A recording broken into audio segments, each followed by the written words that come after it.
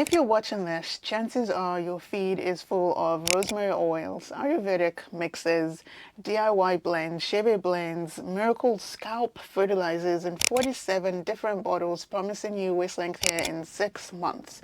Forget 6 months, in 6 weeks. Especially if you're a black woman with type 4 hair, you are not just being marketed to, you're being hunted. Today, I want to slow down and isolate 3 things. What actually affects how fast hair grows from your scalp, what actually affects how much of that growth you keep on your head, and where hair growth oils fit in that picture. We're going to talk about why these videos get such a high click-through rate. It is unbelievable.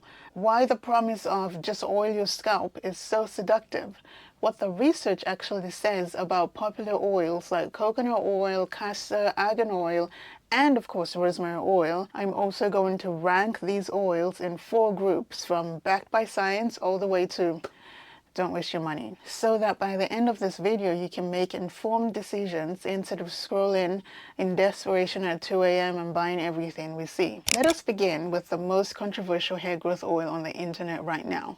Rosemary oil. I bet many of us have purchased something with rosemary oil in it because of the claim to grow our hair.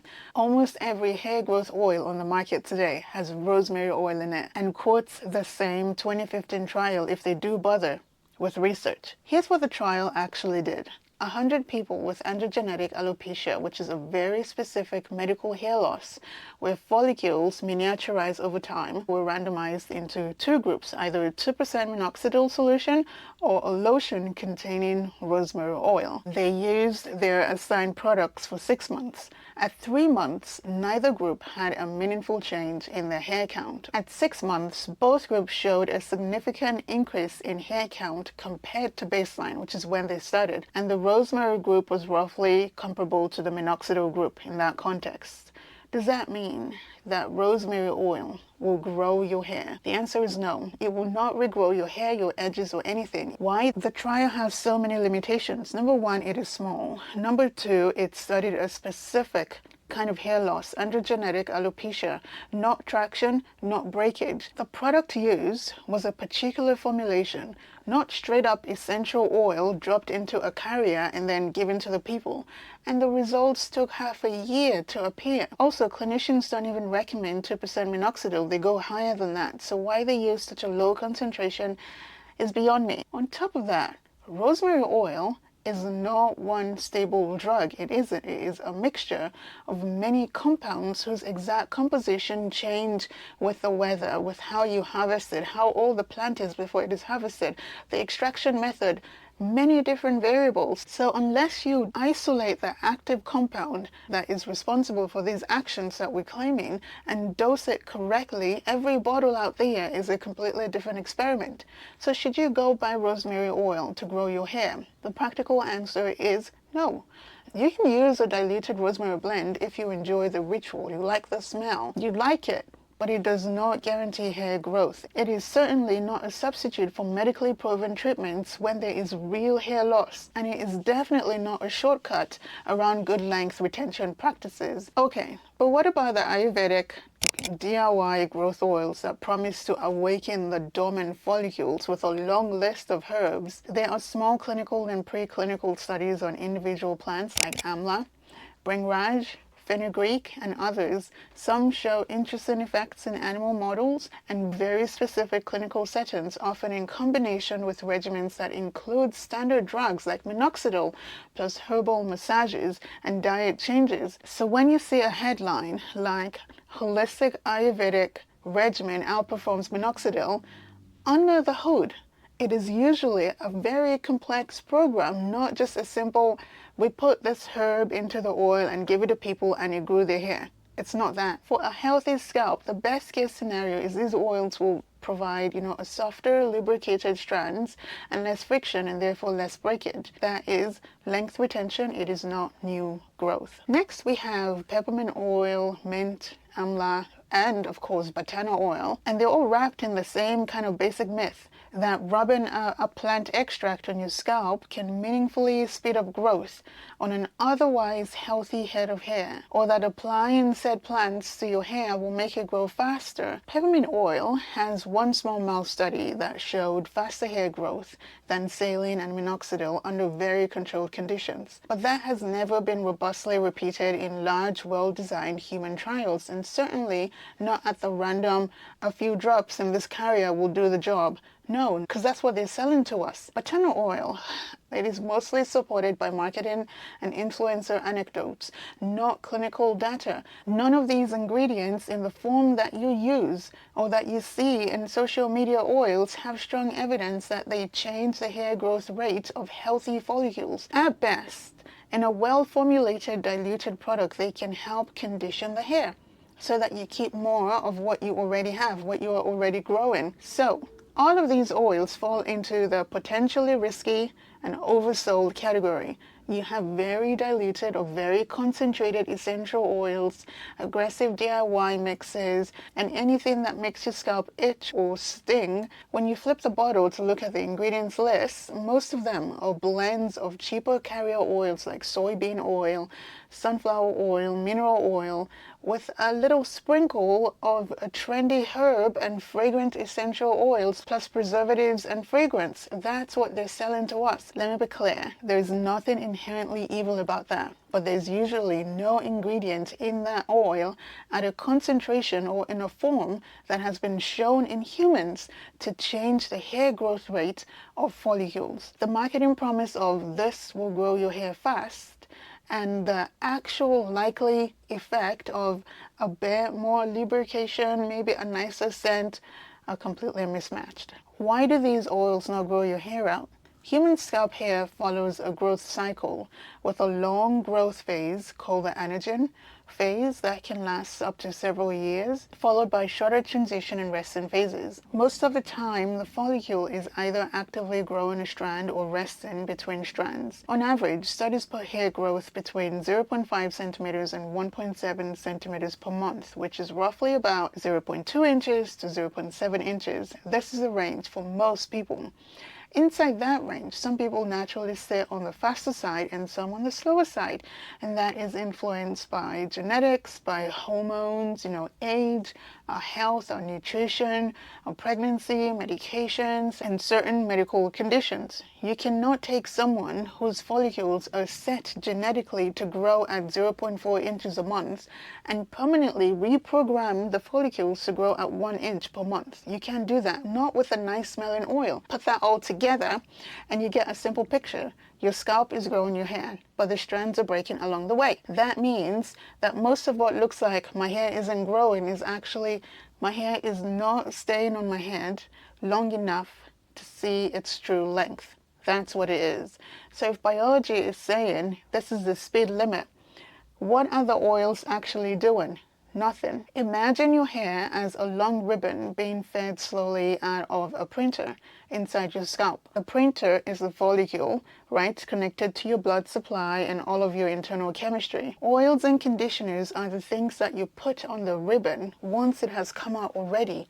They wrap the hair, the ribbon, in plastic so that it doesn't tear, which is great. What they cannot do is crawl back into the printer and rewrite the settings. They can't do that. So when we talk about hair growth oils, we are usually mixing up printer level problems, true hair loss, right, scarring, hormonal issues, with ribbon level problems, dryness and tangling and breakage from being too harsh with our hair. Additionally, it is important to say that clearly many people are allergic or sensitive to fragrance components and essential oils. When you keep pouring a tingling oil onto an irritated scalp because tingle means it is working, what you're doing is you are creating chronic inflammation on your scalp. You're creating flaking and even more shedding, and this is the opposite of what we want. Next, let us discuss what the research actually says about other common oils, starting with coconut oil, castor oil, and argan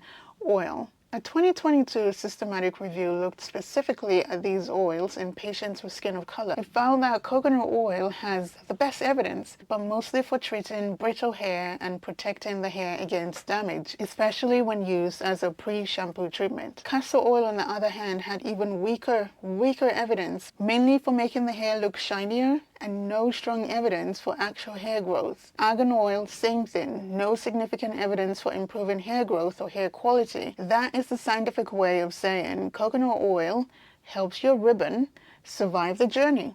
Castor oil and argan oil make you feel nicer, which are excellent qualities.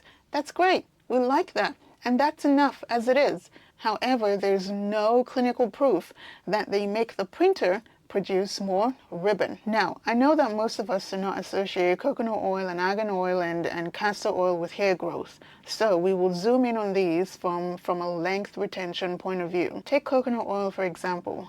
There is a famous study that explains why so many naturals like it for length retention. Researchers compared coconut oil, mineral oil, and sunflower oil and measured how much protein was lost from the hair fibers after washing and combing the hair. Coconut oil was the only oil that significantly reduced protein loss in both undamaged hair and damaged hair when used as a pre-wash or a post-wash treatment. Mineral oil and the sunflower oil that they tested did not show that protective effect.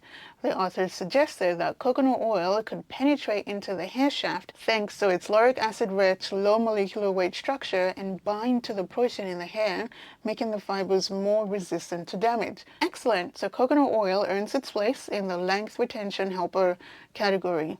It makes the ribbon tougher. We like that. Now, castor oil. Social media would have you believe that castor oil is liquid biotin, but it isn't. The same systematic review found only weak evidence that castor oil might improve the hair quality by increasing shine. That's it. There's no strong evidence that it actually stimulates growth. A lot of the I grew an inch a month with castor oil stories on social media come from people who at the same time stopped aggressive styling, started protective styling, and massaged their scalps more frequently. It is very easy to attribute all of that change to a product in a bottle instead of the full behavior change around that routine. Argan oil, similar story. It is a beautiful conditioner. There is research showing that it can help protect the hair against oxidative damage, making it easier to comb and reduce cuticle damage. So again, it's all about protecting the ribbon. But there is no significant evidence that argan oil improves hair growth in humans, and growth-like effects that have been seen have mostly been in animal studies. So these oils go in the length retention helper category. They belong in your routine if they play nicely with your hair. If you like them, you can afford them, you can buy them, right? Not because they grow your hair, but because they help you keep what your scalp has already produced. Now, at the very top of the list is the actual science, but not in an oil category. You have treatments like minoxidil, and in some cases, medication like spironolactone. Of course, consult with your physician. They can only be gotten by prescription anyway. These are medications with clinical trial data for certain types of hair loss. Certain types. They are not cosmetic, and they are not first-line solutions for every black woman with breakage, hair loss, different things, right? I said this in a previous video. If we have a hair problem that is not going away and we've thrown the kitchen sink at it for years and years and years, we might as well save up our money and go consult with a physician, with a dermatologist, with a trichologist, someone whose job it is to help us, instead of buying the next oil and spending hundreds of dollars every year on the next best hair growth oil. What's funny is that brands know, they understand that we're getting smarter. So instead of writing grow your hair long on their bottle, what they now write are claims like scalp strengthening, anti-thinning, and thicker hair, grow thicker hair.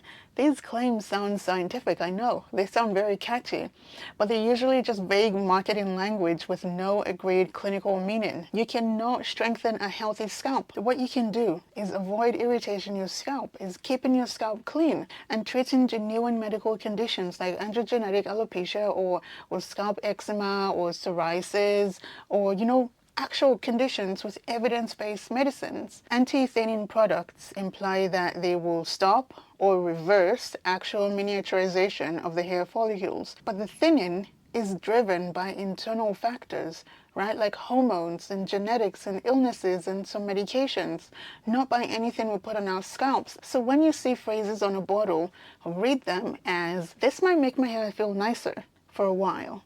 Not permanently, but for a while. Not, this will re-engineer my follicles and make my hair grow faster. Let's circle back to length retention, because this is where some oils can be powerful if we understand their lane. Research on curly hair and afro-textured hair shows that mechanical damage from grooming accumulates over time. The breakage we see today are from habits from last year, from 6 months ago, from 2 years ago, creating internal cracks that eventually result in breakage at random points along the strand. What that means is that product that reduces friction, that eases the tangling and gives you slip, these things can help you keep more of what your scalp is already growing, and that is excellent. Oils and emollients and occlusives and butters, they do that, especially when combined with water-based conditioners, with gentle tools and gentle detangling and low tension styles, right? And washing your hair often. The growth you see over 6 to 12 months in that context is not because the oil sped up the printer. It is because you stopped tearing the ribbon every time you went to manipulate it, to comb it, to wash it, to do something with it. Now, are there any shortcuts? The uncomfortable truth is that for most people with a healthy scalp, there isn't any. There isn't any. Dermatologists and trichologists keep repeating the same message. You cannot truly accelerate the hair cycle in a dramatic way. What you can do is optimize your internal health first and your external habits so that you're not wasting the growth that you are already getting. What does this look like in real life? Managing your vitamin D levels, your iron levels, eating enough protein, managing your stress. What does managing your stress look like? Because we're not going to go throw our kids out the window. Sleep.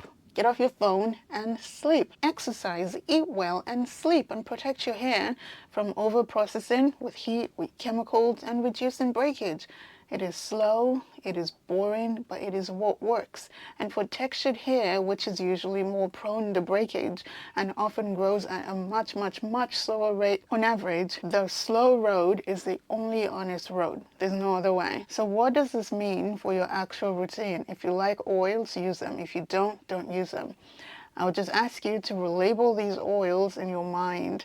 Instead of, this is a hair growth oil, think this is a conditioning oil, or a slip oil, or a detangling oil, or a nice smelling oil. That is important as well. But watch your scalp. If there is itching or flaking or burning or any kind of irritation, that product is not your friend.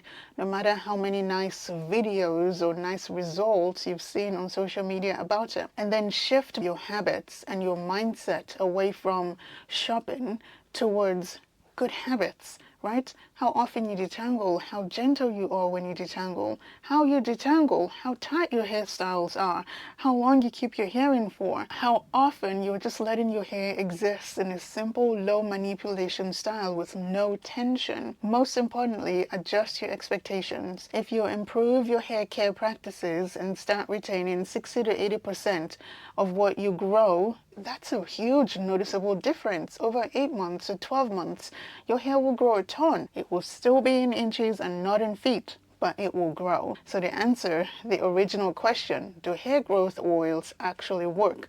Or are they just scented hope and hype in a bottle? The answer is they are hope in a bottle when it comes to hair growth. But some of them can be excellent tools for length retention. If you got to this point in the video, thank you so much. This is a very long video. I'm going to go catch my breath now. Thank you so much. I will catch you in the next one. Have a great day. Bye.